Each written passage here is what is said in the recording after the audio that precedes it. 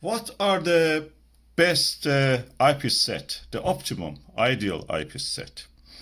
And here we are not talking about the price, cost, or anything like that. I'm just basing this video on my own experience.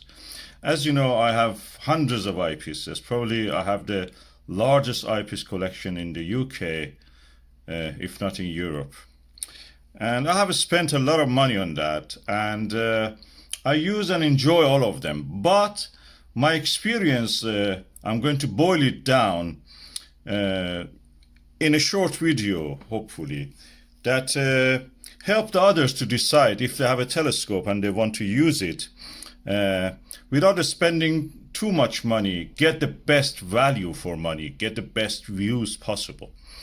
And I have came to the conclusion for having the best optimum eyepiece set, you only need 3 eyepieces. And I will explain why I'm saying this.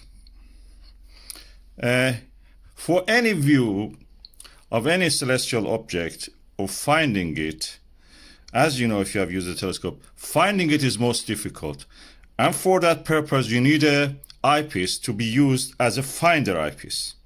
Something that gives you the highest number of the focal length, that is 40 millimeter, for example, and gives you the lowest magnification, so you don't see much of the magnification of the star fields.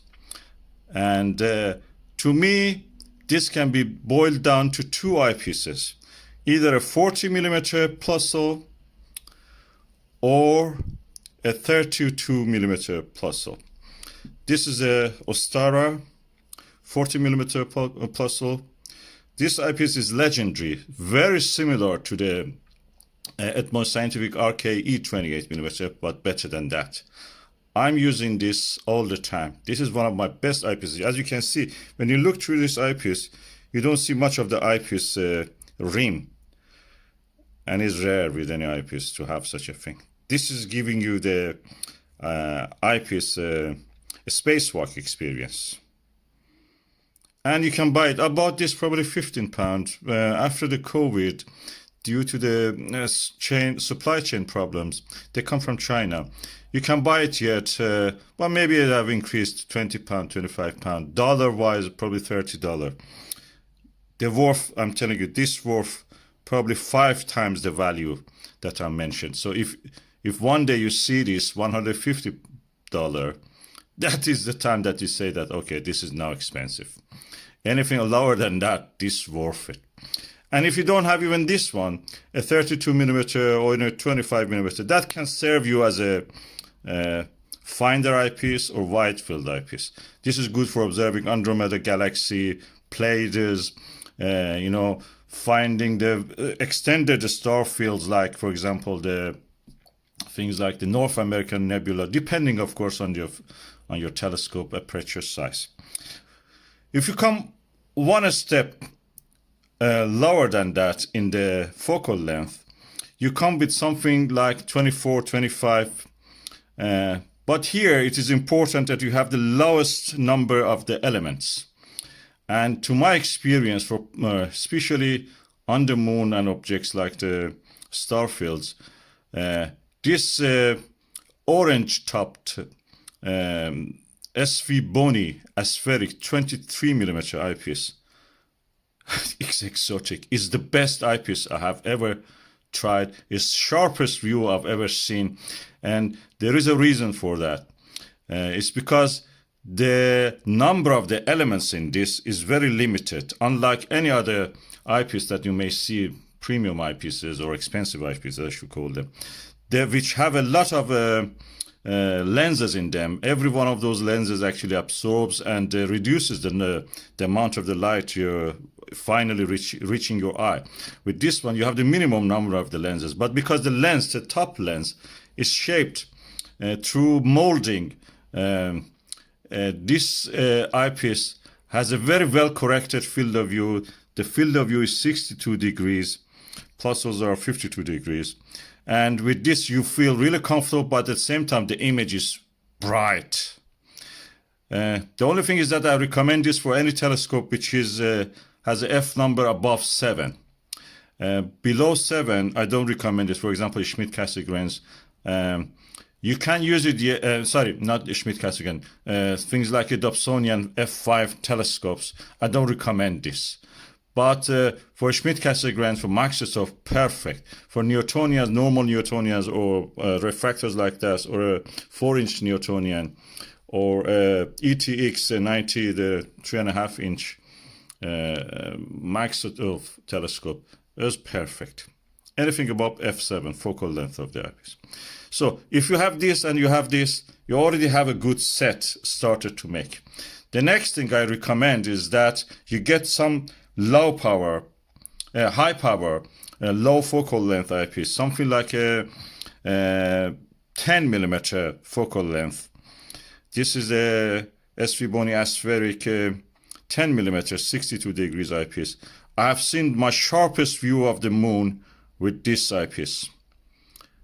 I have a video about this, testing this. Is even better than a orthoscopic. Orthoscopic eyepieces are the superb eyepieces.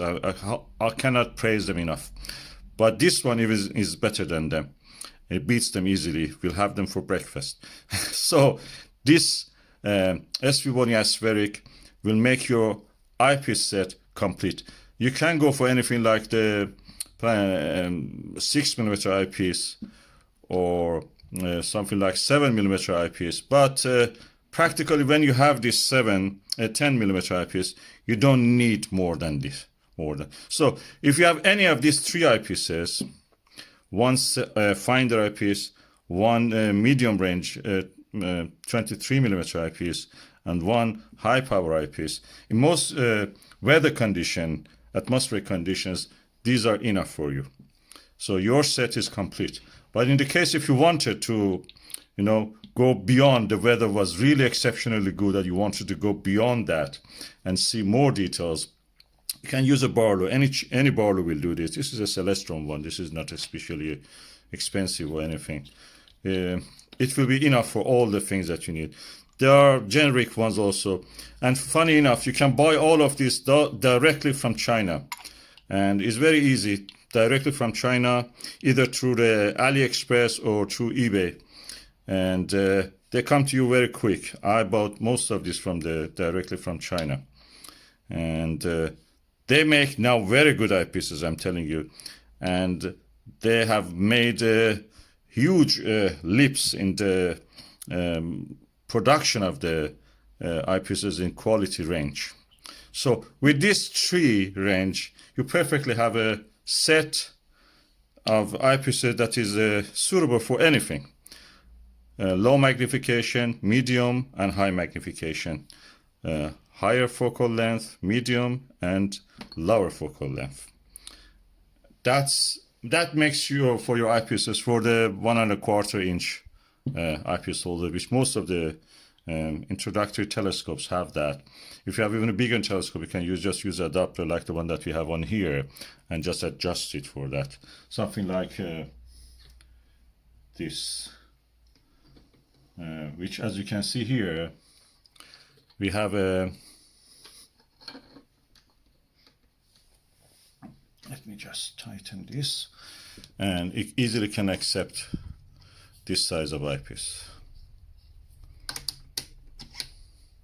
And you are ready to go.